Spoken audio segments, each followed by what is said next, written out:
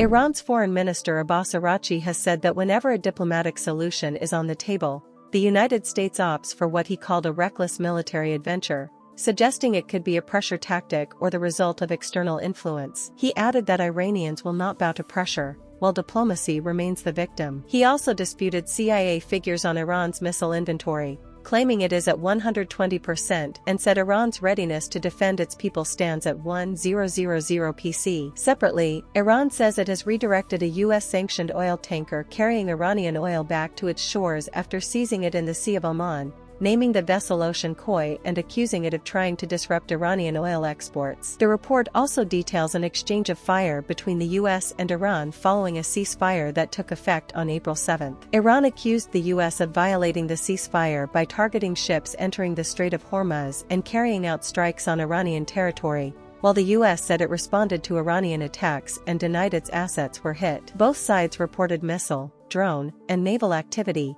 with each accusing the other of escalation, though the US said it does not seek escalation and remains ready to defend its forces. US President Donald Trump said the ceasefire was still in effect and said, "We're negotiating with the Iranians," adding that talks remain ongoing over a US proposal that does not resolve key issues like Iran's nuclear program or the Strait of Hormuz. Worldwide, our military is unbelievable. They're doing an unbelievable job. We're negotiating with the Iranians. We have, you probably heard, we took our 3 destroyers and we rammed them through some pretty big stuff today, and we knocked the hell out of them. The destroyers weren't hurt in any way. The people weren't hurt, but they were firing at us, and we were firing back at them. And our firepower was a hell of a lot stronger than theirs, and they knocked the hell out of them. They took down a lot of small boats. You know, we call them small boats or fast boats. They're both small and they're fast, with some weaponry on the front. You know, this is now replacing the Navy. They had a Navy 159 boats. They have none.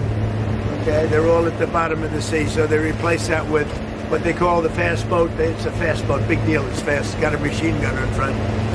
They've been knocked down. They knocked out quite a few of them today. Yesterday they knocked out 8. They average 8 a day.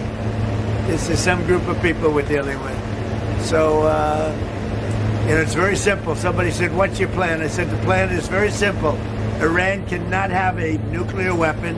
It cannot have a nuclear bomb, and it's not going to have. And they're really at the end of the line. They really are at the end of the line. Now, unless you guys feel differently. Now, these guys, I think, will say that Iran cannot have a nuclear weapon. Would you say?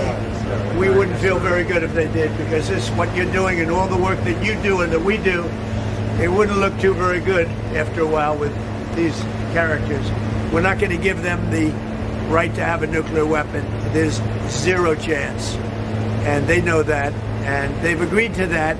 Let's see if they are willing to sign it. Trump also said Pakistan asked the US not to do it regarding Project Freedom, and praised Pakistan's leadership, saying, "Pakistan has been fantastic." Really wonderful leadership at place.